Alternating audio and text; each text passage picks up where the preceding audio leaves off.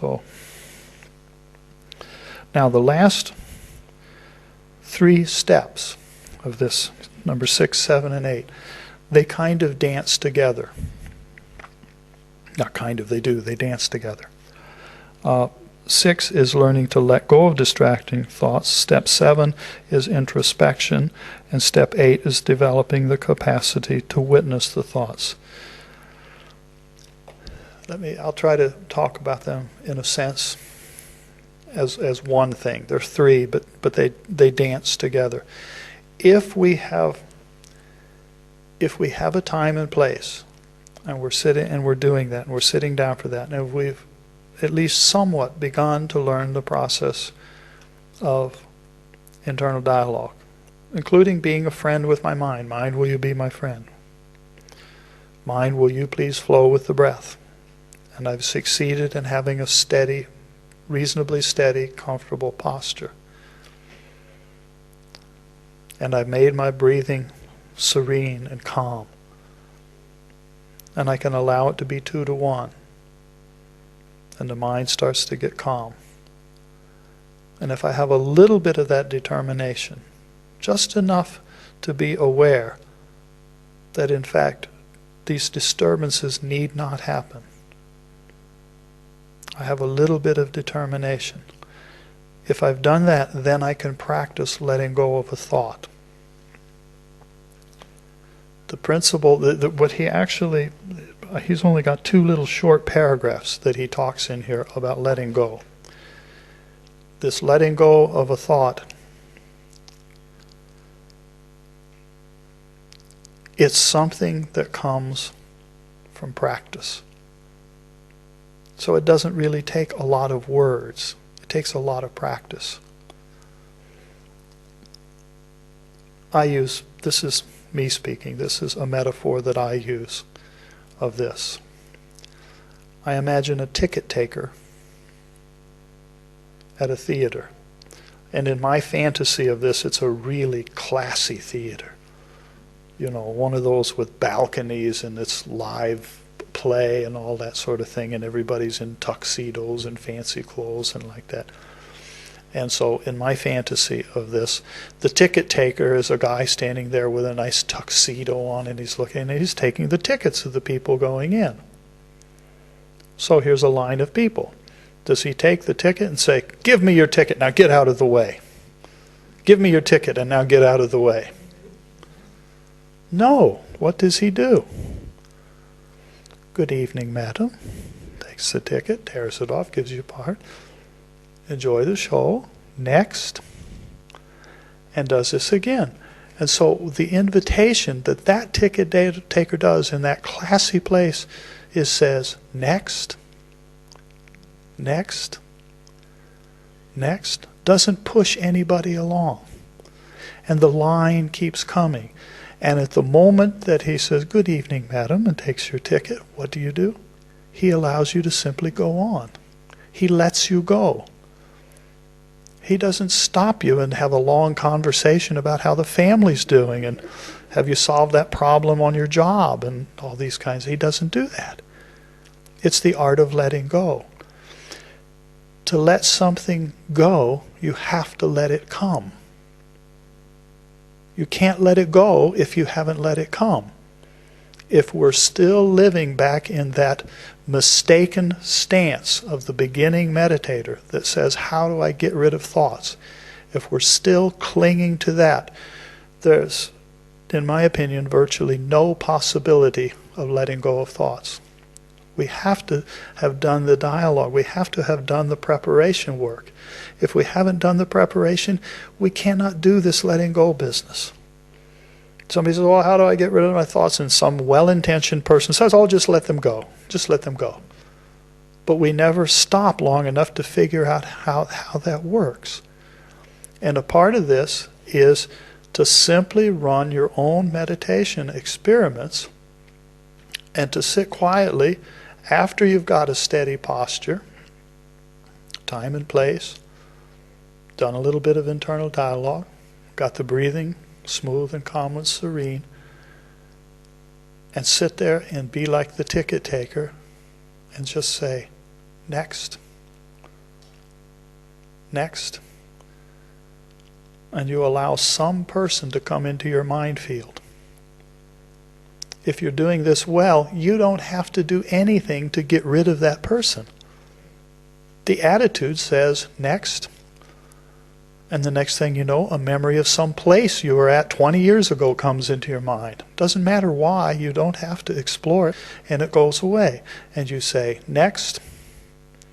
And the project you have to finish tomorrow comes to mind. May have a little coloring, a little worry comes with it, but you have the determination, so you say, next.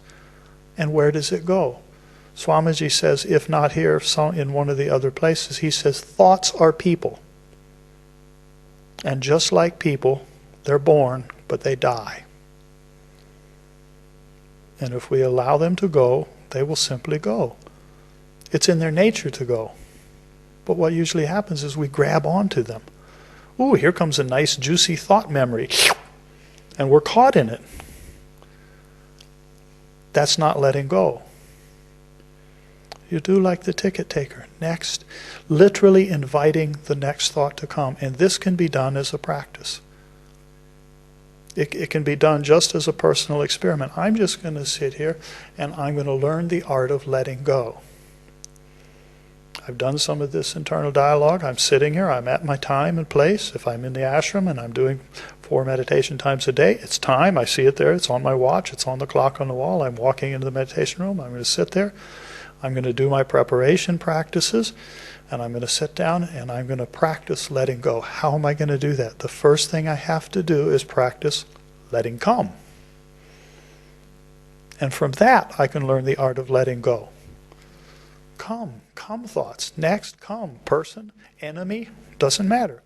Best friend, person I just walked by walking down the ghat. There was something about them, their image struck me, come, and I practicing letting go. This letting go is a skill unto itself. In this sequence we're looking at here, it's a separate step. It's number 6. And if you look at the internal dialogue one and that looks like, gee, I'm not accustomed to doing that, then don't look at letting go step number 6 and think that that's something familiar, because it's not. In all likelihood, Swamiji has pointed this out many times, nobody has ever taught us how to do any of this stuff. Not in our families, not in our schools, nowhere. And so it's an art, it's a skill unto itself that we really, really want to understand and we want to cultivate. Who else ever told you to eliminate the pause between your breaths? Nobody ever taught us how to do that, did they? Do you think about it? Anybody ever tell you how to do that? So we have to practice it. How do you practice letting there be no pause between the breaths? Observe the fact that you are pausing. You know, oops, I just held my breath. I just stopped breathing. After you practice a little while, you see other people doing it all the time. Completely blind, not aware at all. You watch people hold their breath. And if you see it in others, look at it in yourself. And by seeing that you paused your breath, you can practice not pausing your breath. This is the same thing. How do you practice letting go? Practice letting it come so that you can intentionally allow the next one to come. And the last one just naturally falls away very easily. But if we don't practice this as a skill unto itself, it's not likely we're going to be able to do it. Isn't it different than some people think that they have to use mantra to beat up the thoughts? Yeah, mantra is very useful, but mantra is not a club. It's a common mistake. I'm going to get rid of my thoughts by battering it away with my mantra club. And that's not it. That's not. This is a skill unto itself. And it's something that we want to cultivate, that says, I want to know how to let go of a thought. I want to have that skill myself. I want to know how to do that. And have it not just be a statement out of a philosophy book or something like that. I'm sitting here taking a mantra or something and I'm clubbing them away, beating away the thoughts. And over here I'm saying that I'm letting them go. I'm letting them go. I'm letting them go. I'm letting them go. I'm letting them go. This is called attachment. There's two kinds of attachment. This kind of attachment and this kind of attachment. They're both attachment. One's attraction, one's aversion. I'm letting go of my thoughts. I'm letting go of my thoughts. I'm letting go of my thoughts. No, I'm not. Huh? I'm actually more involved. I'm really hooked in. If I think I'm letting them go, I'm letting them go. I'm not. I'm pushing them away. I'm pushing them away. Either just because I'm pushing away because I want them to go away, or because I'm saying Om Namah Shivaya, Om Namah Shivaya, Om Namah Shivaya. On and on and on. And so, good point, yes. But it's a skill unto itself. In this sequence that Swamiji is talking about, it's number 6. It's a standalone. It's something that we want to practice. And like I say, he doesn't say a lot about it. There's not great depth. And if you think about this, listen to what we're trying to say here. It's a skill. And I understand you could probably write books about it, but you finally, when all is said and done, you have to practice it. And how do you practice letting go? You have to practice letting come. Let it come. Next. Friend comes, enemy comes, person comes.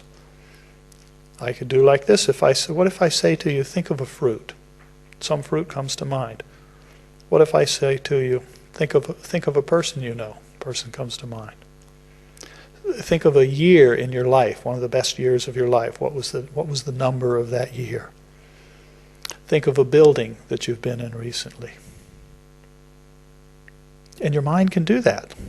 Each time I say that, mind brings something forward. How did you get rid of the previous one? You didn't. If you run that experiment that way, you did absolutely nothing to get rid of the previous thought.